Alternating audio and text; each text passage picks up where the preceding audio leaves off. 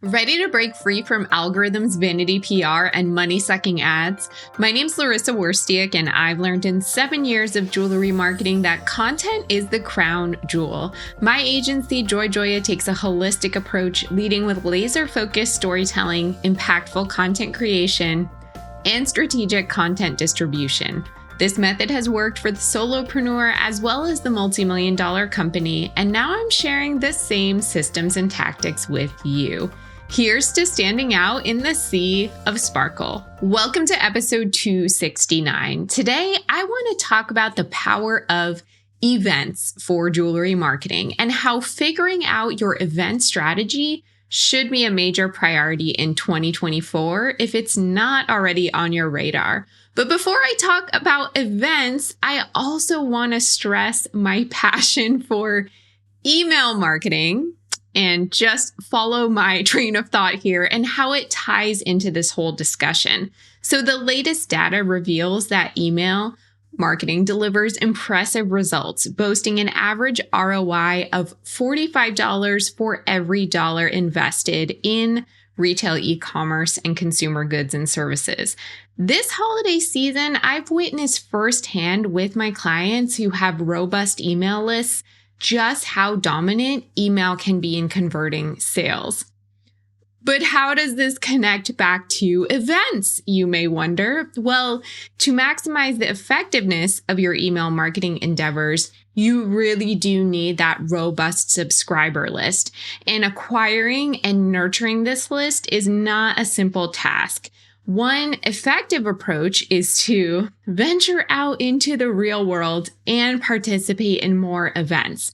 That way, your future fans can meet you in person, providing an opportunity to share their contact information with you. And whether or not they make a purchase at the event, they become valuable additions to your email list, enabling you to cultivate a lasting relationship with them over time. We'll be looking at this topic through the lens of Hilary Finck Jewelry, who we've been spotlighting as a jewelry brand case study. If you're joining the podcast series for the first time this season, I suggest going back to episode 252. That way you can meet Hilary and follow this narrative from the beginning. But before our conversation with her today, I want to talk about the types of events you should be trying in 2024, how to collect email subscribers, and then what to do with those email subscribers once you've added them to your list. But before we get to the solid gold, I'd like to take a moment to remind you that this podcast has both audio and video, so you can either listen on your favorite podcast platform or watch on YouTube by searching Joya.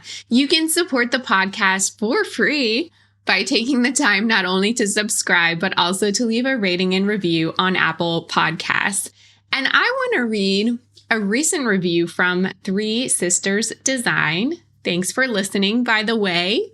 They say, a really great show, stumbled across it, and now I'm hooked. Have learned so many items from the show and so appreciative for this podcast.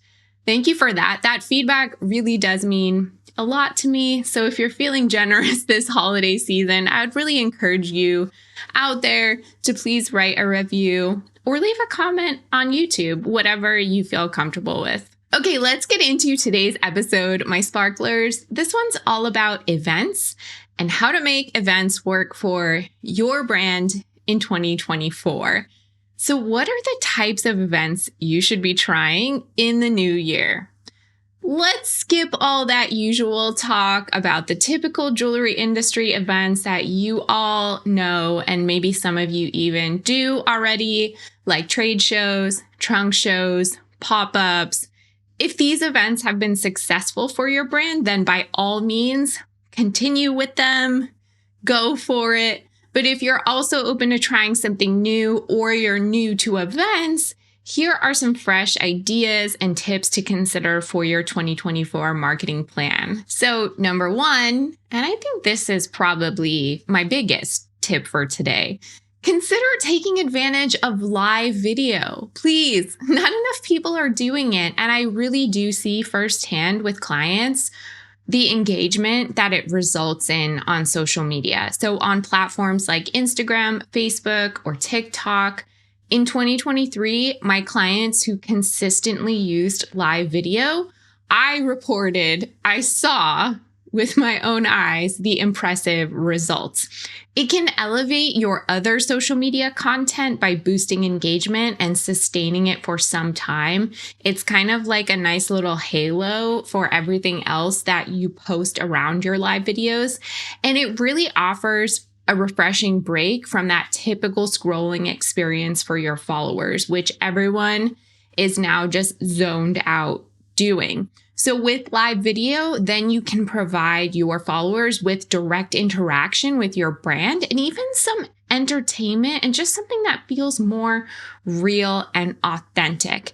And even if they aren't making immediate purchases right then and there, you're building strong relationships and that goodwill that will pay off in the long run. Number 2, consider revamping your approach to those more conventional events that you're planning to do, like the trunk shows and the pop-ups. I think the usual routine, we all know it. We've all been to a jewelry trunk show. We know like the formula for it.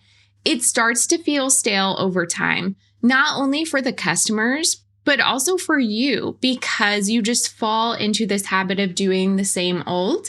And you're not thinking so much about how can I really engage with the people at the event and make it a true experience for them that they will leave talking about it to their friends. So how about injecting some novelty into these events? Consider choosing fun or intriguing themes for your pop-ups, setting up maybe stations where customers can add personalization to their pieces. Whatever makes sense for your business, this is obviously going to be different from one business to another, but what can you do to bring something a little bit unexpected and fun so that we're not falling asleep and snoozing because it's the boring same old thing that everyone else is doing? Number 3, combine 2 event formats, potentially. So if you're hosting an in-person event, think about including a virtual component also, so that people who aren't local to that event can also participate. I think it's really frustrating as a small business, especially, you're going to invest all this time into promoting an event to the people that are local to where the event is taking place, but then you're missing out on the whole rest of your audience who can't attend. Of course, it's going to be a little bit more work to have like 2 formats simultaneously or maybe close to each other. But I think, again, it brings more people in and you will get more bang for your buck out of the promotions that you're already going to be doing.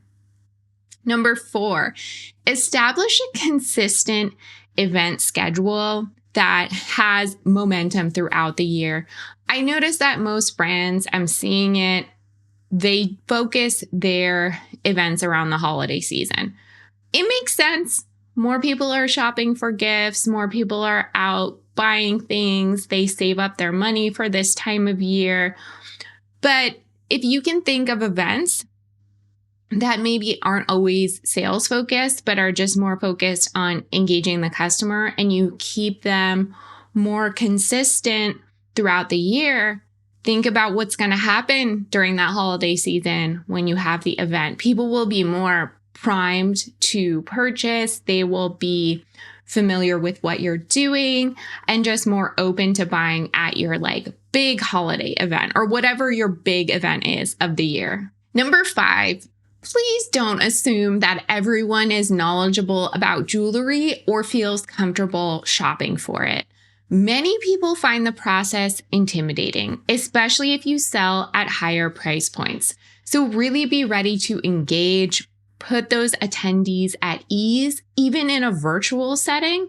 I have to say, I'm in the jewelry industry. I feel very comfortable about jewelry. And I did recently attend a pop-up where I felt awkward because the people hosting it, they kind of just like didn't engage with me at all. It was very awkward. I mean, some people might appreciate the opportunity to browse quietly, but all the jewelry was behind glass.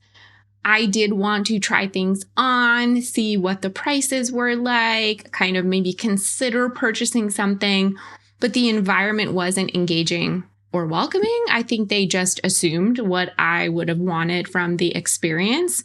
And they did not know I was in jewelry also. So I could have been any customer walking in from the street. So when you're interacting with your customers, with the people who attend the event, please do not assume anything about them. Make an effort to connect with them, get their vibe, try to see what are they looking for. It's not the easiest thing, but invite them into your world. Number 6, consider collaborative events. So partner with other business owners who cater to a similar clientele. They don't necessarily have to sell jewelry. Doing a collaborative event can really help you gain exposure to engaged audiences from different niches.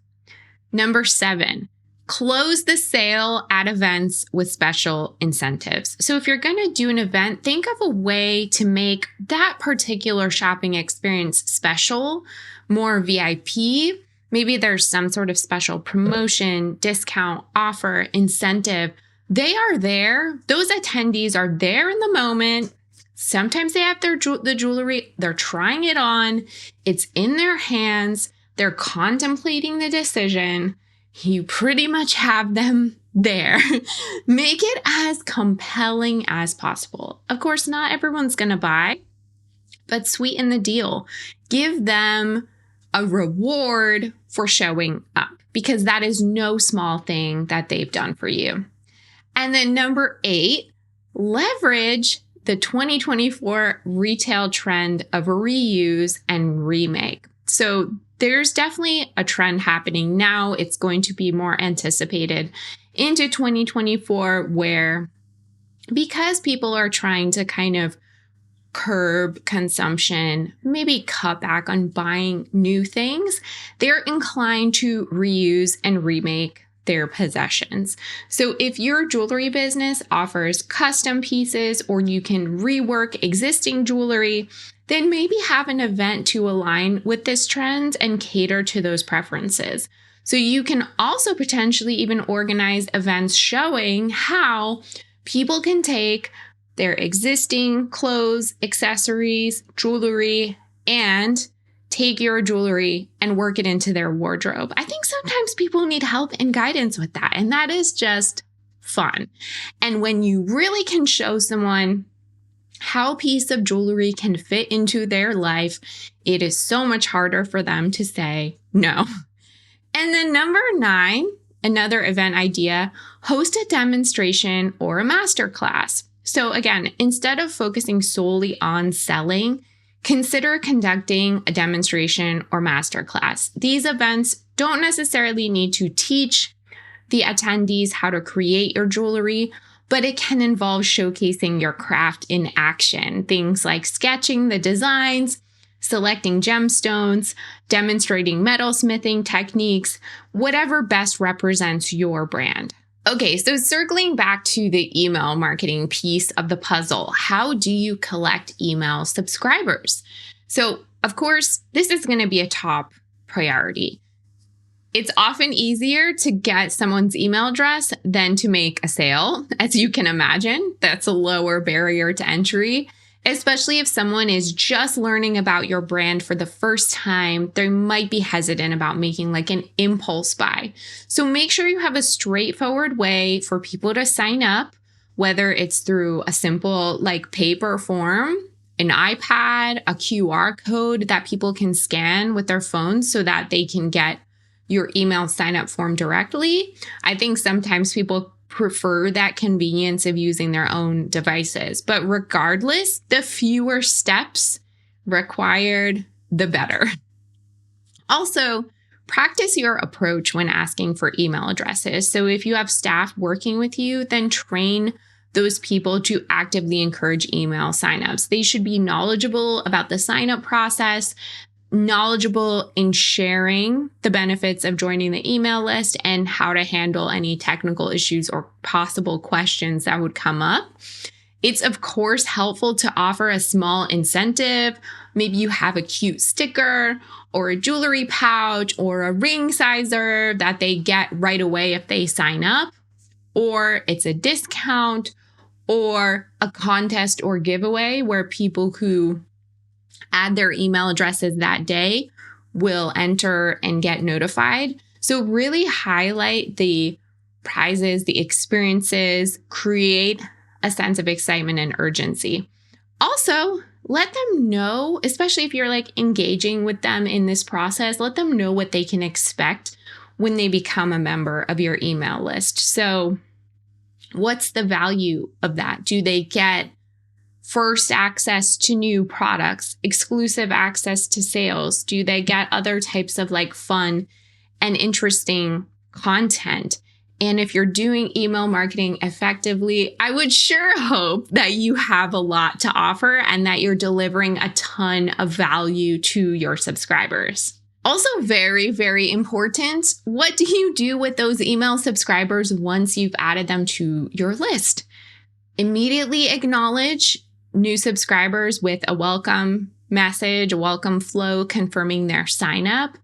These can definitely be automated. They should be automated. So this not only confirms their subscription, making it feel like more legitimate, immediately building trust, but it reinforces that value of why they sign up for the first place and tells them a little bit more about your brand.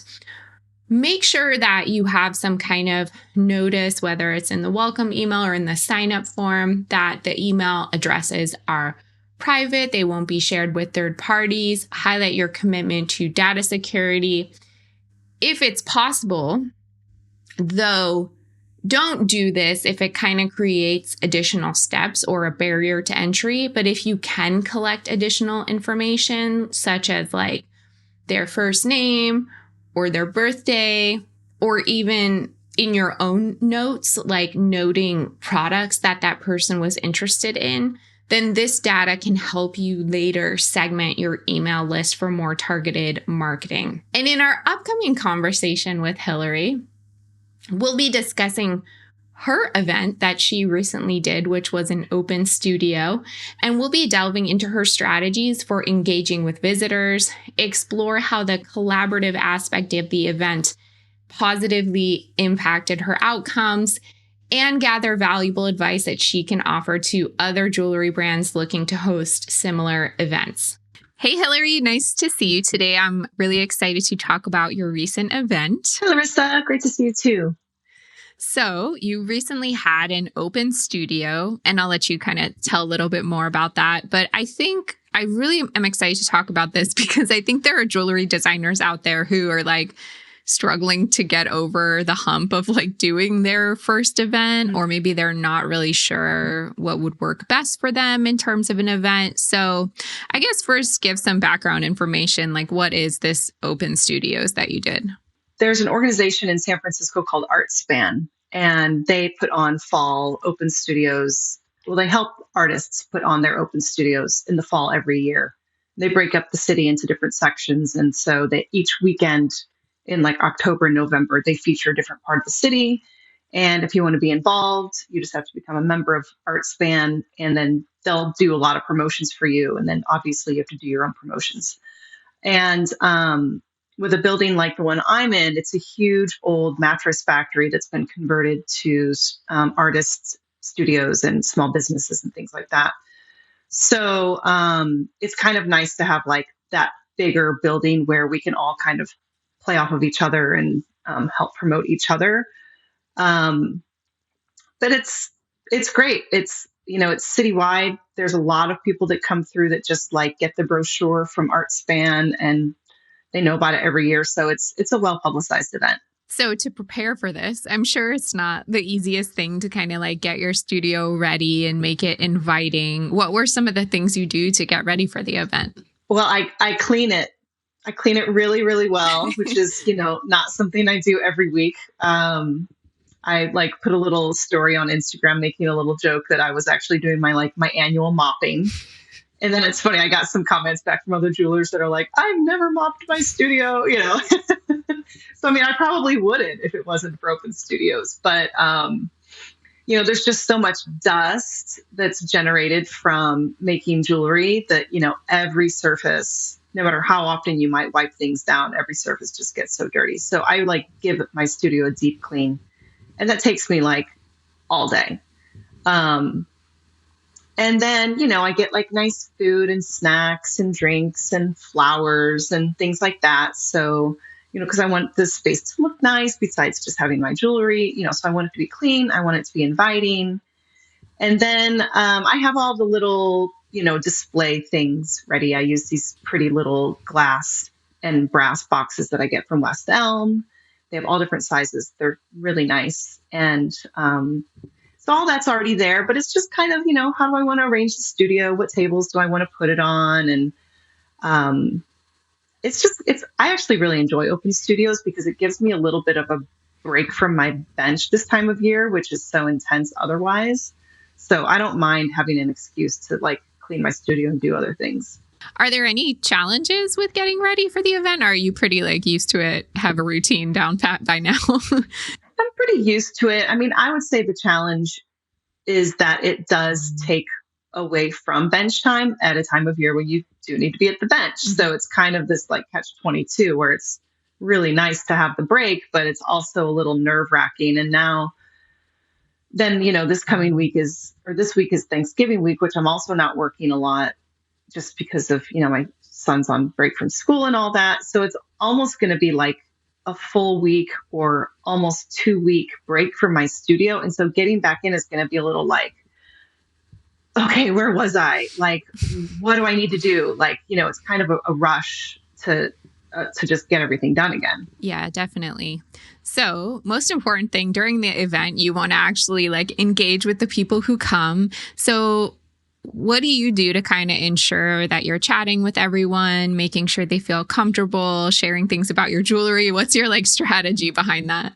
Well, it's funny because it's like one of these things where either there's one person in your studio or all of a sudden there's 15 people there. Yeah. And so like, that's how it was the whole time. It was fairly steady both days because it's a Saturday and Sunday event. Sundays are always a little bit slower, but, it really depends. I always, welcome people in. I let them know that, they're more than welcome to try things on if they'd like. Let me know if they have any questions. And I really just kind of let people take it in. And some people just come in and circle and they leave right away. And then some people really stay. And then, I'll notice that maybe they're looking at a particular thing more closely. And I'll say, oh, do you know what that stone is? Or can I talk to you about the stone? And like, once I get talking about stones, people they love it, right? Because a lot of my jewelry has unique stones in it. And people love learning about stones and what they're called. And, people are like blown away by like rutilated quartz and, dendritic quartz, anything like that looks like there's like a plant inside. They're blown away by opals. And really, they just love kind of being educated on what stones are. So it's a pretty easy conversation to have. Mm-hmm, definitely. Did you get any like surprising or unexpected questions or like people that make you think about your jewelry like in a different way that maybe you didn't think about before? I mean, not so much. There's always interesting characters that come into open studios just because it is like a citywide kind of publicized event. And so, you get some weirdos in there that are just going to say all sorts of things. And, I just let it go, and just blow it off. But, in terms of something memorable, I met so many people this year that came to my open studios that I only know through Instagram. So it was so great. People that I've been chatting with for a couple years, some collectors that I had never met before that just hadn't been able to make it to open studios before. This is like the only in-person event I'll do locally this fall and usually this year. So I don't know. It was pretty awesome in that respect. It's just kind of like nothing bad. It's like things are always usually really good at open studios. And that was like the extra little icing on the cake was meeting all these people this year. Mm-hmm. So one thing you mentioned was you share the building with other makers and creators. Would you say, or I guess, speak to that collaborative environment and how it kind of helps with the success of the event. Yeah, it's great. There's a lot of, this year there was about 18 other artists in our building that were participating, which is the most we've had in a long time. And we have a few new artists this year that have like really good followings on Instagram and good clientele. And so we all do a lot of cross promotion through Instagram, through our newsletters, highlighting other artists.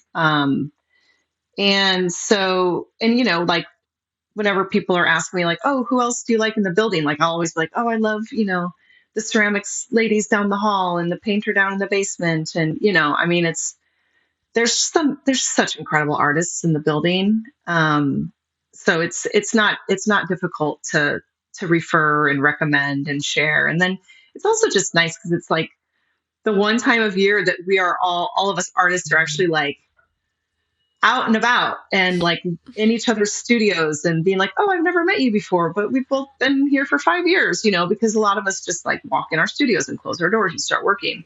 So it's just always a really nice thing in that way too, to meet the other artists in the building. Mm-hmm. That does sound really nice. I like that. Yeah. It's a lot of fun. And then I always buy little gifts too. Oh, yeah. Down the hall and yeah. it's fun I feel like too. It would be hard not to want to buy stuff. Yeah. There's some great artists in the building. So you had mentioned that one really rewarding thing was like meeting those people you knew from Instagram, which I think is really cool. Was there anything else that you came out of this year that you felt was really rewarding for you? I just think it was the general feedback. People were excited to see my jewelry, which always feels really nice, and just very complimentary and very, just very kind.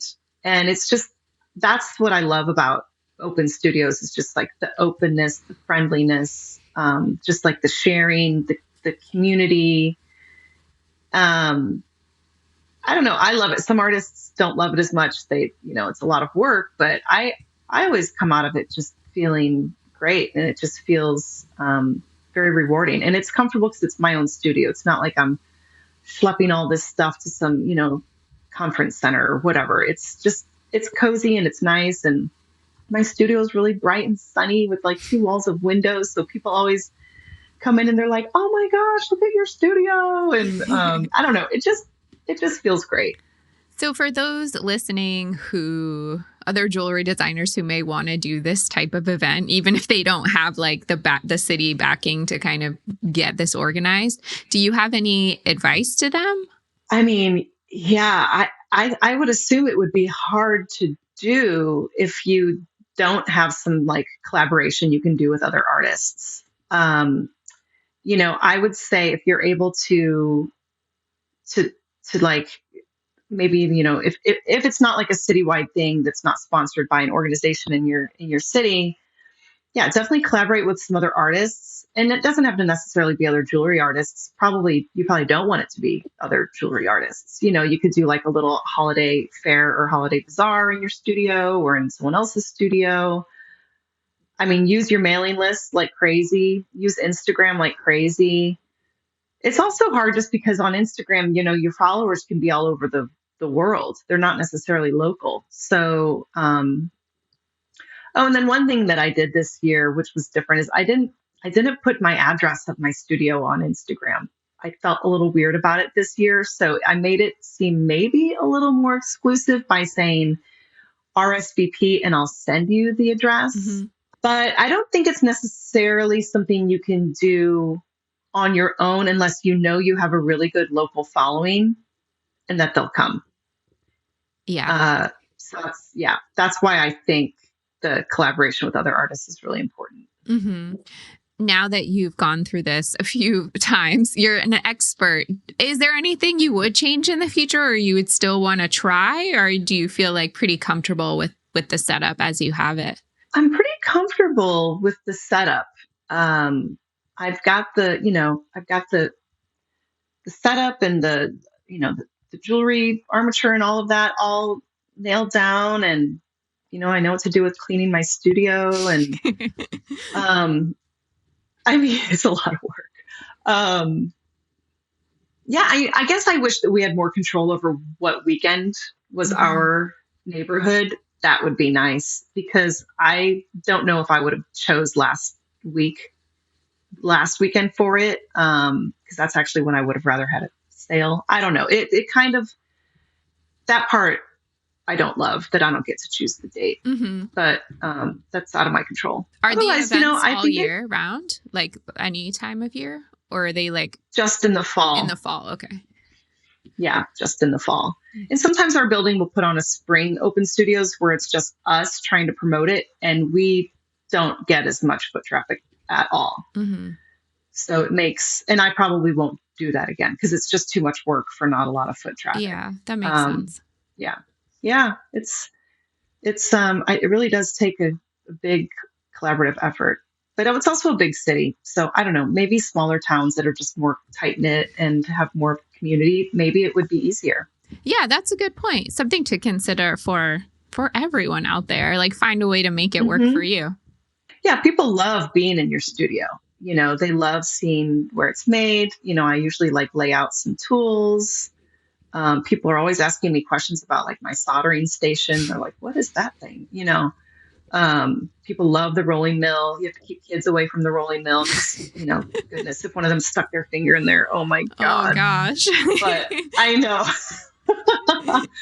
But yeah, I just think it's a lot of fun.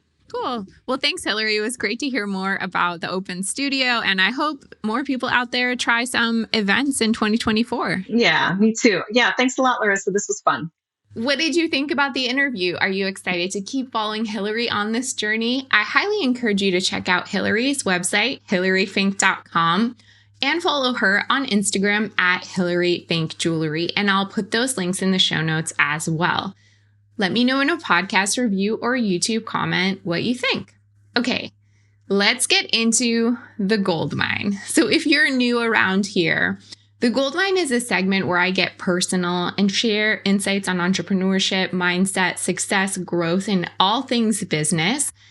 On this week's gold mine segment, I want to dive into this thought-provoking idea that the storyteller is more important than the story. So I recently came across this concept while listening to one of my favorite podcasts, This Old Marketing, because I'm a marketing nerd. And I'll provide a link in the show notes if you're curious.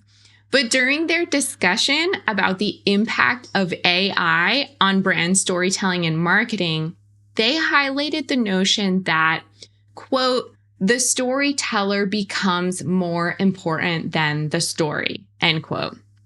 I can't take credit for this phrase, but it really resonated with me, so I want to share it with you. I immediately jotted it down in my notes app on my phone.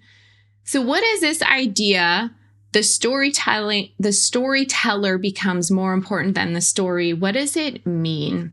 So the context for what they were talking about was related to the rise of artificial intelligence, or AI, which, if you've used it, you'll find it kind of standardizes content and information. And as AI becomes more prevalent, everything kind of starts to feel the same unless you are actively guiding it towards something that you want to feel different. And that does take a lot of back and forth and work with the AI.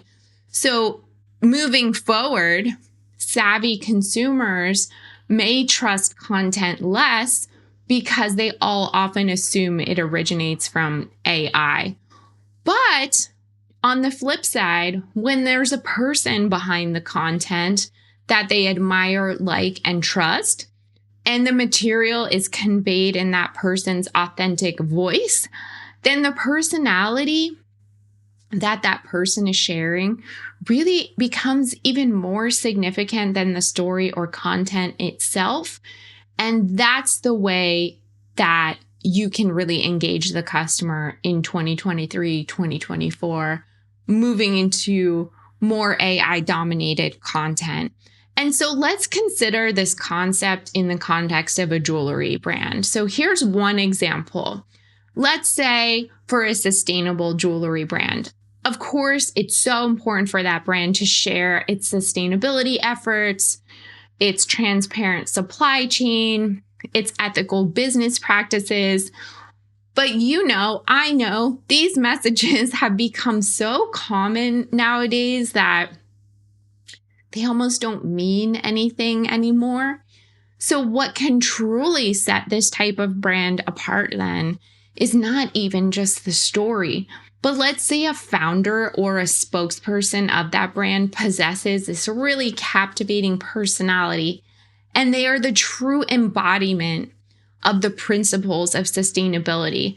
And when they share that brand story through their unique perspective, through their narrative style, then it transforms the messaging from something we can all tune out from into something very distinctive and authentic. I don't want to start getting into any grievances against AI in this podcast episode. That's not the point here. But I have noticed a lot of jewelry brands starting to use AI as a shortcut to meet the marketing checklist. Like they think I have to do X, Y, Z to succeed. I don't really have time to do those things. So AI is going to be my quick path to success and help me check all those boxes.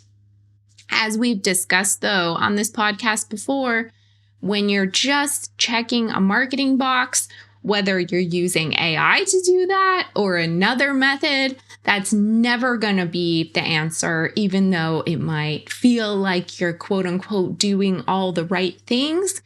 AI can serve as a tool, but it's never like the end point. It's never the final answer.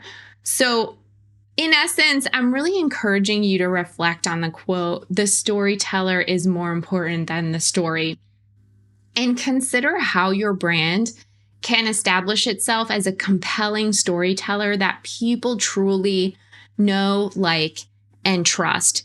Because in today's landscape, that story alone may not be enough anymore. I would love to hear your thoughts on this concept, so feel free to drop me a message via Instagram, DM, leave a review, comment on the YouTube channel. Let's engage in a discussion about it. Did you have any questions about today's episode? You can always email me, Larissa, that's LARYSSA @joyjoya.com. If you love this podcast, please share it with a friend who'd appreciate it. And don't forget to subscribe as well as leave a review on Apple Podcasts. If you're completely new to digital marketing, then you'll want to purchase and read a copy of my book, Jewelry Marketing Joy. Visit joyjoya.com/book for more information.